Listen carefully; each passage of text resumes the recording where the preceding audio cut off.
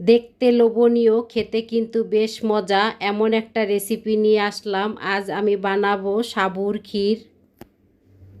একবার যদি কাউকে বানিয়ে খাওয়ান, এই স্বাদ সে কখনো ভুলতে পারবে না। এই সাবুর ক্ষীরটা ঈদ উৎসবেও রাখা যেতে পারে। আসসালামু আলাইকুম ভাই বোনেরা, কেমন আছেন? আশা করি যে যার অবস্থানে বসে এই ভিডিওটা দেখছেন সবাই অনেক বেশি ভালো আছেন। প্রথমে ক্ষীর রান্না করার জন্য এখানে আমি 1 লিটার দুধ নিয়েছি। তার দুধটাকে আমি আগের থেকে জাল দিয়ে অনেকটাই ঘন করে নিয়েছি। তাই এখানে হাফ কাপ গুঁড়ো দুধ আমি গুলিয়ে দিয়ে দিলাম। এতে করে দুধের ঘনত্বটা বেড়ে যাবে আর খেতে অনেক মজা হবে। তাই দুধটা বলক এসেছে, এখন দিয়ে দিব এখানে আমি জাফরান। তাই এই জাফরানটা দেওয়ার কারণ এতে করে সুন্দর একটা কালার আসবে আর সুন্দর একটা সুঘ্রাণও আসবে। পরিমাণ মতন চিনি দিয়ে দিব। সাবুর দানাটাকে আগের থেকে পানি দিয়ে ধুয়ে তারপর রেখে দিয়েছিলাম, এখন দিয়ে দিব। আর এভাবে ধুয়ে দিলে তাহলে পায়েসের ঘনত্বটা একদম আঠালো হবে না। সাবুর দানাগুলো দেখতে বেশ ভালো লাগবে আর খেতেও অনেক মজা হবে। আর যদি না সিদ্ধ করে দিতাম তাহলে দেখা যায় আঠালো একটা ভাব হয়ে যেত আর খেতে মজা লাগতো না। আর এখানে আমি 2 চামচ পরিমাণ দিয়ে দিলাম ঘি আর স্বাদ মতন একটু লবণ দিয়ে দিলাম, কারণ মিষ্টি খাবারে লবণটা দিলে খেতে ভালো লাগে।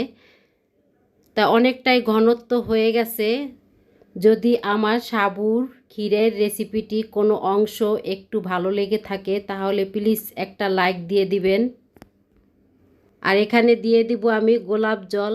তাই আমি সামান্য পরিমাণ একটু গোলাপ জল দিলাম, এতে করে একটা শাহি শাহি ঘ্রাণ আসবে। আর আপনারা ইচ্ছা করলে এটা স্কিপ করতে পারেন। সাবুর ক্ষীর রান্না করা হয়ে গেছে, ঘনত্বটা ঠিক এরকম হয়েছে আর এরকম ঘনত্বটাই খেতে বেশ ভালো লাগে। ক্ষীরটাকে এখন আমি একটা বাটিতে উঠায় নিচ্ছি। তাই এখানে কিছু ছোট মিষ্টি মাঝখানে কেটে নিয়েছি, সেগুলো সাজিয়ে দিচ্ছি। আর দিয়ে দিব এখানে কাঠবাদাম, আর দিয়ে দিব মাওয়া। এভাবে যদি মিষ্টি, কাঠবাদাম, মাওয়া বা যে কোনো বাদামি দিয়ে এই সাগর ক্ষীরটা রান্না করা হয়, খেতে কিন্তু অনেক মজা লাগে। আর এই মিষ্টিগুলো আমি হাতে বানিয়েছি বাসায়, তাই মিষ্টিটাও খেতে বেশ মজা হয়েছে। যখন চামচ দিয়ে এই ক্ষীরটা খাওয়া হয় আর মিষ্টিটা যখন মুখে পড়ে, খেতে কিন্তু অনেক মজা লাগে। একবার হলো বাসায় এভাবে বানিয়ে খেয়ে দেখবেন। আমার এই রেসিপিটি যদি ভালো লেগে থাকে তাহলে আমার চ্যানেলটি সাবস্ক্রাইব করে আমার পাশে থেকে যেতে পারেন।